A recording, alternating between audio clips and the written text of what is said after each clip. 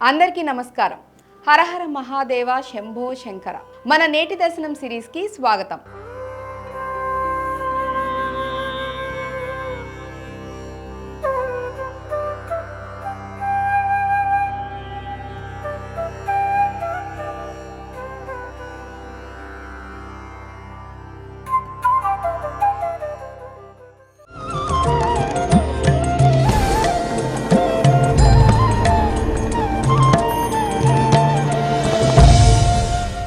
ఈరోజు మనం సందర్శించబోతున్నది ఆంధ్రప్రదేశ్లోని పశ్చిమ గోదావరి జిల్లా భీమవరంలో ఉన్న పవిత్ర పంచారామ క్షేత్రాల్లో ఒకటైన శ్రీ సోమేశ్వర స్వామి ఆలయం. ఈ ఆలయం శివభక్తులకు ఒక ఆధ్యాత్మిక క్షేత్రమని చెప్పవచ్చు. దీని చరిత్ర, విశిష్టతలు, ఆర్కిటెక్చర్ గురించి, ఈ ఆలయ చరిత్ర, స్థాపన మరియు నిర్మాణ కళ, ఆధ్యాత్మిక ప్రాముఖ్యతను ఇప్పుడు చూద్దాం.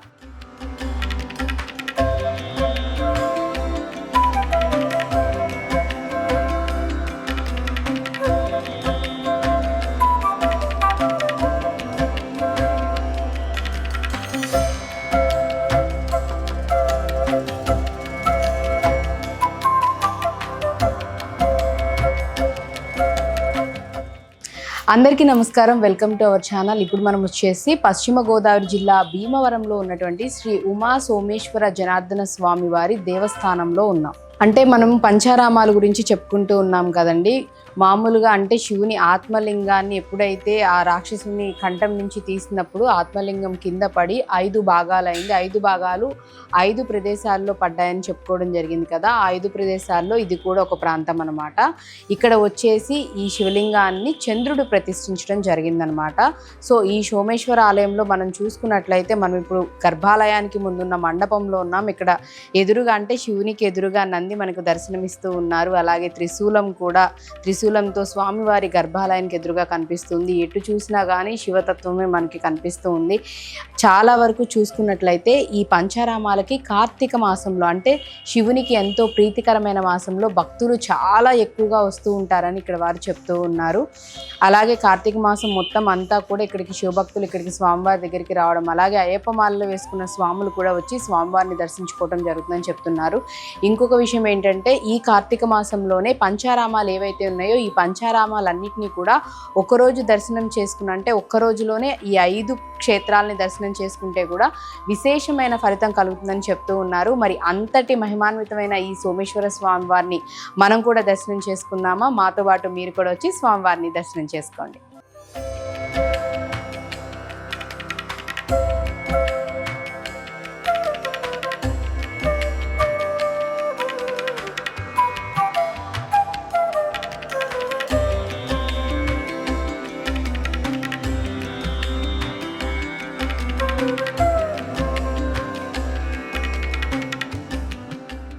శ్రీ సోమేశ్వర ఆలయం సోమారామం అని కూడా పిలువబడుతోంది. ఇది ఆంధ్రప్రదేశ్లోని 5 పంచారామ క్షేత్రాల్లో 3వది.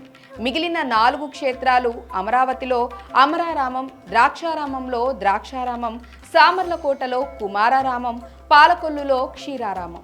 ఈ ఆలయానికి ఒక ఆసక్తికరమైన పురాణ కథ కూడా ఉంది. తారకాసురుడు అనే రాక్షసుడు శివుని ఆరాధించి ఆత్మలింగాన్ని పొందాడు.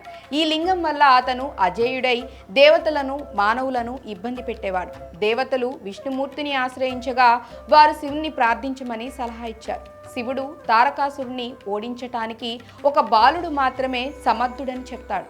అలా కుమారస్వామి అవతరించి తారకాసురుణ్ణి సంహరించాడు. ఈ ఆత్మలింగం 5 భాగాలుగా విడిపోయి పంచారామ క్షేత్రాలుగా స్థాపించబడ్డాయి. ఈ ఆలయంలోని లింగం ఆ 5 భాగాల్లో ఒకటి. ఈ ఆలయంలోని శివలింగం ఒక విశిష్ట లక్షణం కలిగి ఉంది. ఇది చంద్రుని కాంతి ప్రకారం రంగు మారుతుంది.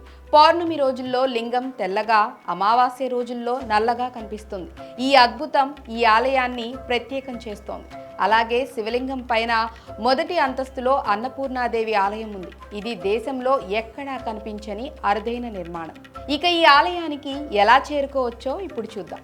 భీమవరం బస్టాండ్ నుండి ఈ ఆలయం కేవలం 1.2 కిలోమీటర్ల దూరంలో ఉంది. ఆటో, టాక్సీలు అందుబాటులో ఉన్నాయి. విజయవాడకు 117 కిలోమీటర్లు, రాజమండ్రికి 76 కిలోమీటర్లు, విశాఖపట్నం నుండి బస్సు, రైలు సౌకర్యాలు ఉన్నాయి. సమీప ఎయిర్పోర్ట్లు రాజమండ్రి, విజయవాడలో ఉన్నాయి. సమీపంలో పాలకొల్లులో క్షీరారామ ఆలయం 22 కిలోమీటర్ల దూరంలో ఉంది. అలాగే భీమవరంలో మావుళ్ళమ్మ ఆలయాన్ని కూడా సందర్శించవచ్చు. శ్రీ సోమేశ్వర స్వామి ఆలయం ఒక ఆధ్యాత్మిక కేంద్రం. ఇక్కడ రంగు మారే శివలింగం, అన్నపూర్ణాదేవి చాళుక్య నిర్మాణం భక్తులను ఆకర్షిస్తాయి. ఈ పవిత్ర క్షేత్రాన్ని సందర్శించి ఆ ఆది దంపతులైన శివ, అన్నపూర్ణాదేవి ఆశీస్సులను పొందండి. మరిన్ని దేవాలయాల కథల కోసం మా ఛానల్ను సబ్స్క్రైబ్ చేయండి, లైక్ చేయండి మరియు కామెంట్స్లలో మీ అనుభవాలను పంచుకోండి. ఓం నమః శివాయ.